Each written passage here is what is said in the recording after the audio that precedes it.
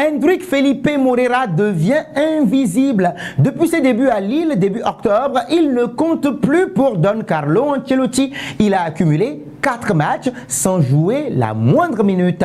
Avant de plonger dans cette nouvelle capsule vidéo, les amis, n'hésitez surtout pas, assurez-vous de suivre la chaîne Real de Madrid sur WhatsApp, Facebook et YouTube, sans oublier la chaîne TikTok. Nous avons également les www.realdemadrid.com. Vous y trouverez la splendeur du Real Madrid rassemblée dans un seul espace. Ne ratez absolument rien de l'actualité du jour, de l'agenda avec les dernières nouvelles sur le Real Madrid, sans oublier les événements les plus importants de la Casablanca, des images marquantes, la vie de nos spécialistes et des madridistas que vous êtes. Alors, la voiture s'est arrêtée à la sortie de Valdebebas. À l'intérieur se trouvait Hendrik, 18 ans, assis sur le siège d'à côté. Il a baissé la vitre et s'est préparé à signer des autographes aux personnes présentes. Soudain, une fille lui demande « Comment vas-tu, Hendrik ?» Ce à quoi l'attaquant répond « Et toi ?» La fille a répondu « Je vais bien, je veux te voir jouer, hein ?» Ce qui a d'ailleurs fait sourire le jeune Brésilien. Et lentement, accompagné d'un silence tonitruant, Hendrik Felipe Moreira devient invisible. L'attaquant a débuté, il faut le rappeler, lors de la défaite 1-0 des Merengues contre Lille en Ligue des Champions début octobre, mais depuis, il n'est plus apparu sur le terrain sous le maillot des Merengues. L'attaquant qui a débuté avec enthousiasme, avec des buts lors de ses débuts en Liga espagnole contre le Real Valladolid, deuxième journée de championnat, et en Ligue des Champions contre le VfB Stuttgart, première journée de la compétition régulière, on va dire compétition européenne, a commencé justement à ne plus compter pour Don Carlo Ancelotti comme stimulus possible pour la ligne d'attaque. Depuis cette nuit fatidique sur le sol français, sa première titularisation en blanc justement, où il a débuté de manière écrasante.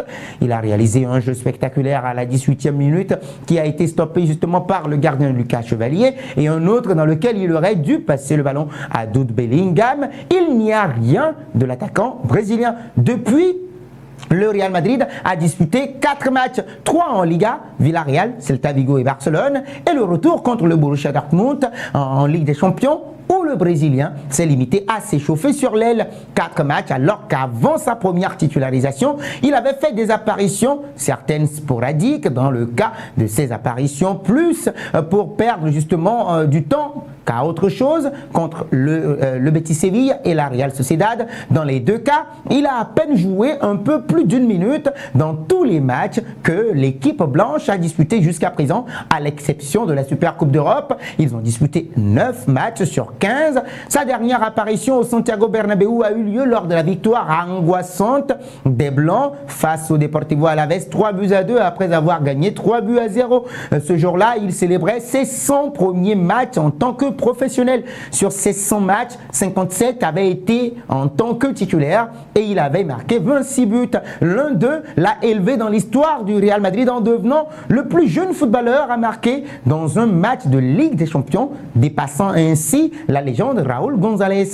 Signé en décembre 2022 alors qu'il avait à peine 16 ans pour 35 millions d'euros plus 25 autres s'il atteignait d'autres objectifs divers comme remporter le Golden Boy, le nombre de matchs en tant que titulaire, les buts marqués, les titres remportés. Le Real Madrid le voit comme un remplaçant de Joselu, un attaquant qui peut adopter le rôle révulsif d'un attaquant remplaçant pour s'enrôler lorsque cela est nécessaire. Joselu a marqué 18 buts en 49 matchs la saison dernière. Certains d'entre eux étaient essentiels, cas des 2 buts marqués justement contre le Bayern Munich en demi-finale de la Ligue des Champions. Cette saison, cette saison a été considérée comme une saison d'adaptation au football européen. Il a été présenté une semaine à Hendrik justement, seulement après avoir atteint l'âge de la majorité, et à une équipe justement comme le Real Madrid dans laquelle il a connu des rivaux comme Vinicius Junior, Rodrigo Goes pour devenir avec un écart dans le 11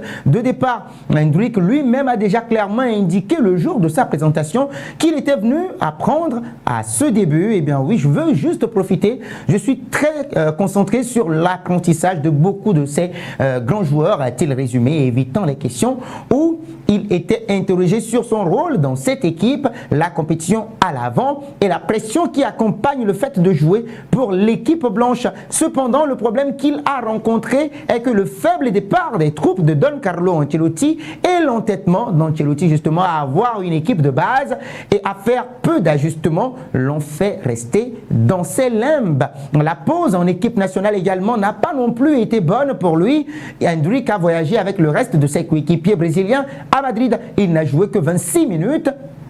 14 contre le Chili et 12 contre le Pérou. La performance d'Igor Jesus l'a éloigné des projecteurs de la sélection. Même Dorival Junior a expliqué sa décision. Nous avons gagné une grande option à l'intérieur, rapprochant Igor Jesus. Nous en avons besoin plus en poussant la dernière ligne vers le but. Au début de l'année, il laisse son empreinte, Endrick, justement, à Londres. Son but suffit à vaincre l'Angleterre à 0 but contre 1 à Madrid.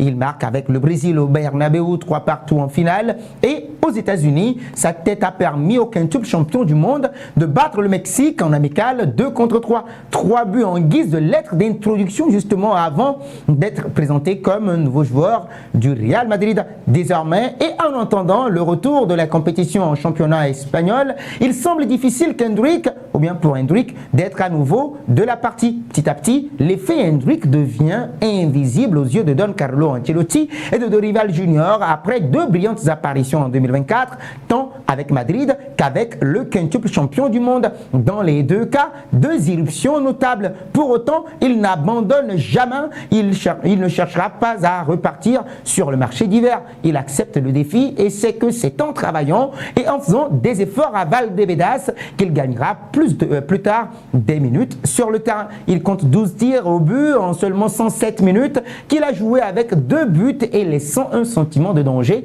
à chaque fois qu'il arrive dans la surface adverse. Il veut cesser d'être invisible et aider à nouveau son Real Madrid. Êtes-vous surpris, les amis, de voir Endrick relégué aux oubliettes au Real Madrid? Partagez vos avis avec nous dans les commentaires.